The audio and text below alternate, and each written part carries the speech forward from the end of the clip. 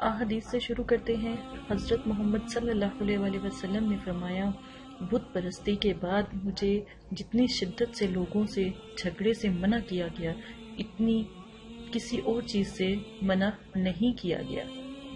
لوگوں کے ساتھ لڑائی جھگڑے سے اجتناب کریں، کیونکہ اس سے نا تجربہ کار ظاہری ہوتی ہے اور عزتیں دفن ہو جاتی ہیں۔ حضرت امام علی نے فرمایا، لوگوں کے ساتھ دشمنی جاہل لوگوں کا شیوا ہے۔ تو اب آپ خود سوچیں کہ جب آپ کسی سے لڑائی جھگڑا کرتے ہیں، اس میں غلط الفاظ بھی بولے جاتے ہیں، تو اس سے فائدہ کوئی نہیں ہے، نقصان ہے زبان کا، اللہ کی ناراضگی کا، نبی پاک صلی اللہ علیہ وسلم کی حدیثوں کو جھٹلانا، یعنی اس طرح کے گناہ میں شامل ہو جاتا ہے۔ اس لیے آج کے سب سے پیارے وظیفے کی طرف چلتے ہوئے یہ بات سمجھانا مجھے اچھی لگی کہ اگر آپ کسی سے لڑائی جھگڑا کرتے ہیں یا کرنا چاہتے ہیں تو فوراً اس حدیث سے رک جائیں، کیونکہ لڑائی جھگڑے سے انسان کے دلوں کے قتل ہوتے ہیں، دلوں سے محبتیں ختم ہو جاتی ہیں۔ تو اس چیز کا خیال رکھا کریں۔ ہر قسم کی حاجت پوری صرف 7 دن کے اندر اندر آپ کی جتنی بھی پریشانی ہیں، دکھ تکلیفیں ہیں، انشاءاللہ اللہ کے حکم سے صرف اور صرف 7 دن میں پوری ہو جائیں گی۔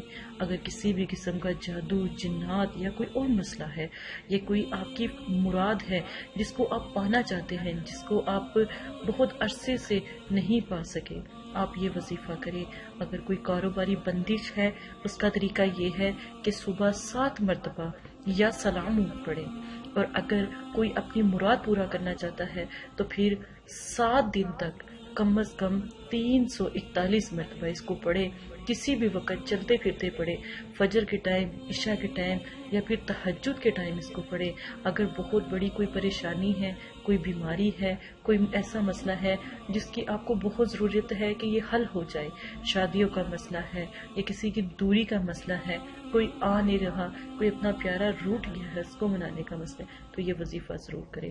یہ سلام صرف اور صرف آپ نے کم از کم 341 مرتبہ لازم پڑھیں، نہیں تو کم از کم 172 مرتبہ ضرور پڑھیں۔ تو انشاءاللہ اللہ کے حکم سے آپ کا مسئلہ بھی حل ہو جائے گا، اور آپ کی جتنی بھی پریشانی ہیں وہ بھی ختم ہو جائیں گی۔ روزانہ کو اس کا معمول بنا لیں تو انشاءاللہ آپ کے کئی کام سنورنا شروع ہو جائیں گے۔ اسی کے ساتھ اجازت دیں، اپنا خیال رکھیے گا۔ اگر آپ کو کوئی بات بری لگے یا پسند آئے، بری لگے تو معذرت، اچھی لگے تو لوگوں تک پہنچائیں اور لوگوں کا بھی بھلا ہو۔ اجازت دیں، اللہ حافظ۔